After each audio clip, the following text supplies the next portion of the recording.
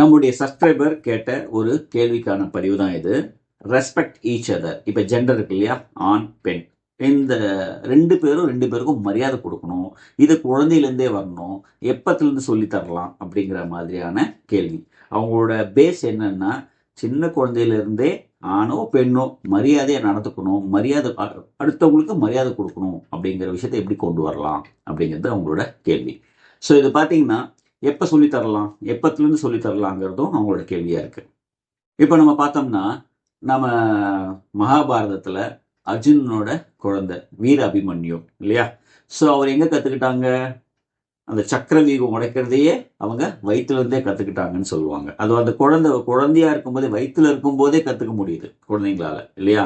அதே போல் பக்த பிரகலாதன், அந்த கதையும் நீங்கள் கேட்டிருப்பீங்க. ஸோ அந்த பிரகலாதனுக்கு தன் தாய் என்ன சொல்லி தராங்க, வயிற்றுக்குள்ள இருக்கும்போதே அந்த குழந்தைக்கு சொல்லிக் கொடுக்க ஆரம்பிச்சிருவாங்க கடவுளை பற்றி எல்லாமே இல்லையா.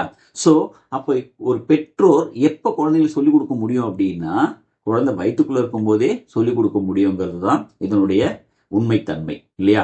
ஸோ அப்போ குழந்தை பிறந்ததுக்கு அப்புறம் ஏன் சொல்லிக் கொடுக்க முடியாது, தாராளமாக சொல்லிக் கொடுக்கலாம். ஓகே, முதல்ல குழந்தைங்களுக்குலாம் சொல்லி கொடுக்கணுன்றத விட்டுருங்க. ஓகே, குழந்தைங்க சொல்லி கொடுத்தா எதையும் கற்றுக்க மாட்டாங்க.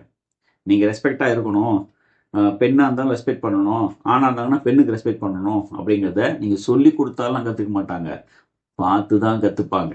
ஓகே, ஸோ தான் வீட்டில் தன்னுடைய அப்பா அம்மாவுக்கு எவ்வளோ ரெஸ்பெக்ட் கொடுக்குறாங்க, அம்மா அப்பாவுக்கு எவ்வளோ ரெஸ்பெக்ட் கொடுக்குறாரு, இதை பார்த்து வளர்கிற குழந்தைங்க ஆட்டோமேட்டிக்காக ஆணுக்கு எப்படி ரெஸ்பெக்ட் கொடுக்கணும், பெண்ணுக்கு ரெஸ்பெக்ட் எப்படி கொடுக்கணுன்றதை கற்றுப்பாங்க.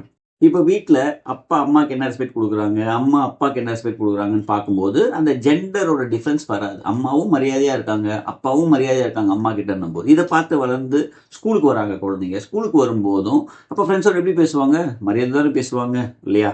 ஸோ அப்படியே இல்லைனாலும் நம்ம டீச்சர்ஸும் பேரண்ட்ஸும் நாம் அவங்களுக்கு சொல்லிக் கொடுக்க வேண்டியது நம்ம கடமை. ஸோ இப்போ பக்கத்தில் சரௌண்டிங்ஸ் நாம் சரியாக இருக்கலாம், பட் சரௌண்டிங்ஸில் என்ன சேஞ்சஸ் வேணால் இருக்கலாம்.